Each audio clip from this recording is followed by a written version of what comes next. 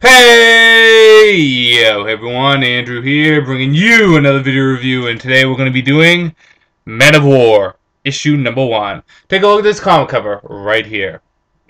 Now, I had a rough day today, so I decided, you know what, I have a little extra cash on my hands, might as well go out and treat myself to some comics.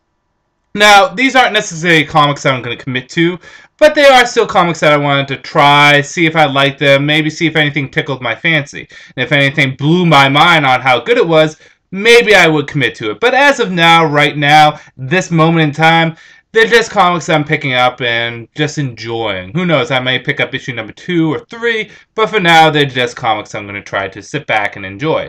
And of those comics I picked up, I wanted to try different stuff, some new stuff.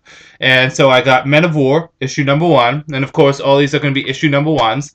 I got, because my comic book guy recommended it, Voodoo issue number 1. Although my friend said this was horrible, so I'm curious to see which recommendation was the better of the two.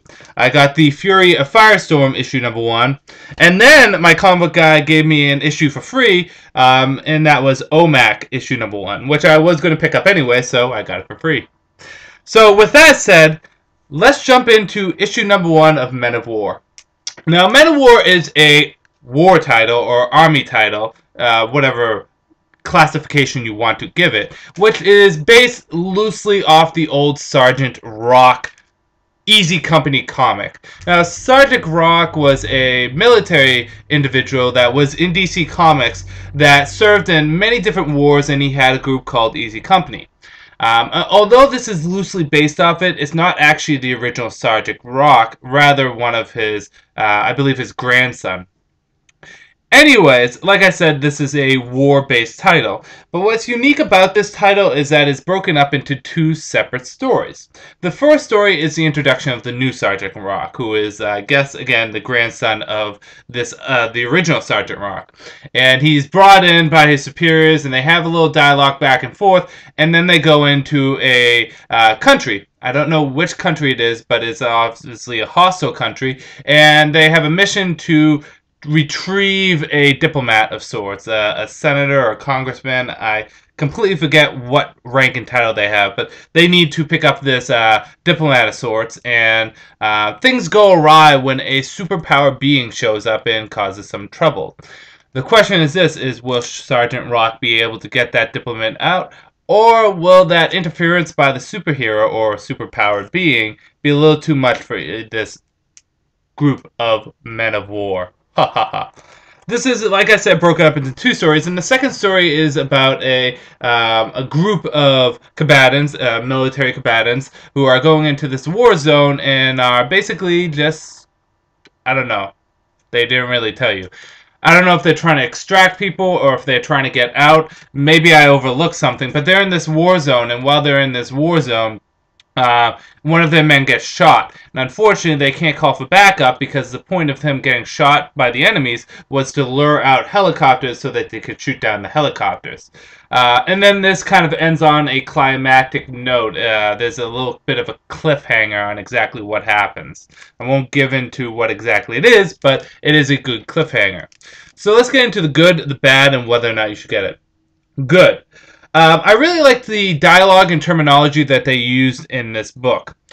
I have never been in the armed forces. The most I know about the armed forces, my father was in the Navy, my cousin's in the Navy. I worked with some people that were in the Army and which were in the National Guard and a few other things.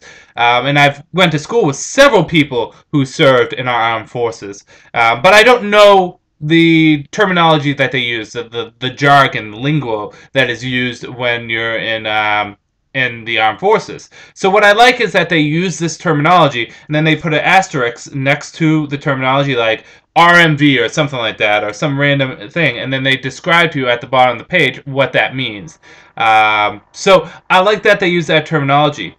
Both stories were actually very nicely well written, has good action, and you know that these characters are likable characters, that, you know, the dialogue going between them, you can kind of start to like these characters, and you can kind of see the connection they have with each other, the smirky remarks between each other, but they're brothers in arms, for lack of a better term.